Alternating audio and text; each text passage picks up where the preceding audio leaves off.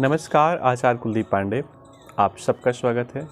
कई बार जन्म कुंडली आपके पास नहीं होती, लेकिन फिर भी हमें ये जानना होता है कि हमें कौन सा रत्न पहनना चाहिए।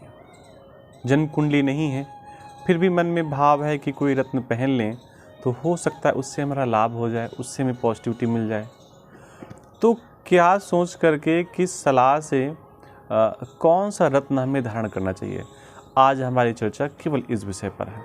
तो देखिए, जैसे कुछ नियम होते हैं, उदाहरण के रूप में पिता से आपका संबंध ठीक नहीं है, पिता से कुछ उलझन रहती है, या यूँ समझिए पिता के पास पहुंचने के बाद आपकी बोलती बंद हो जाती है, पिता से आप अपनी बात नहीं कह पाते, पिता के सामने बिल्कुल एकदम आप मौन हो जाते हैं।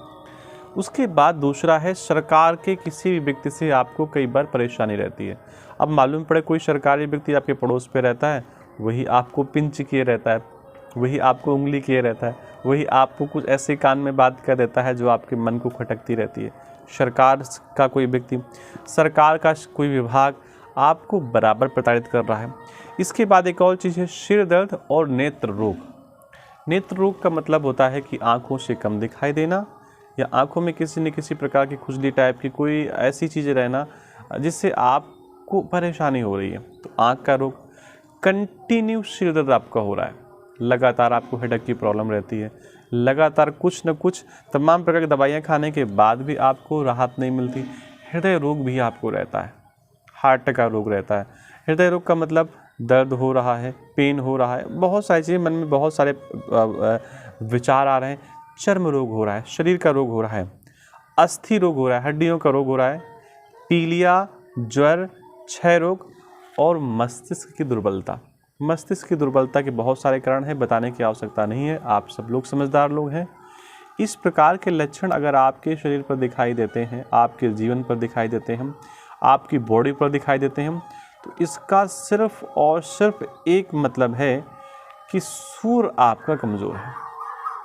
जब किसी व्यक्ति का सूर्य कमज़ोर होता है तो पिता से संबंध ठीक नहीं रहता, सरकार से परेशानी रहती है, नेत्र रोग रहता है, सिर दर्द रहता है, पीलिया हो जाता है, ज्वर हो जाता है, क्षय रोग हो जाता है, मस्तिष्क की दुर्बलता आदि ऐसे अनेकों कारण बन जाते हैं।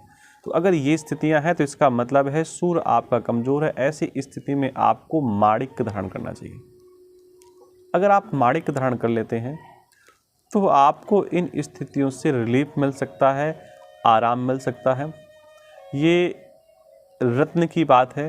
देखिए, ये तो हमने ऐसे आपको बता दी। अब माणिक्य पहनना कैसे है, इनमें से जो आपकी ये अनामिका उंगली है, इसी पे माणिक्य को पहना जाता है।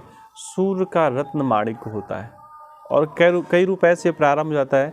कहीं अगर आपके पास ऐसी स्थिति हो कि धन की थोड़ी सी न्यूनता है, तो इस स्थिति में आप सूर्य के उपरत्न उसी दुकान वाले से, उसी शॉप वाले से लेकर के पहन सकते हैं, और जैसी आपकी व्यवस्था है, क्योंकि केवल हमारे कह देने से ही आपको काम नहीं करना है, आपको अपने अनुसार भी काम करना है, अपने धन को भी देखना है।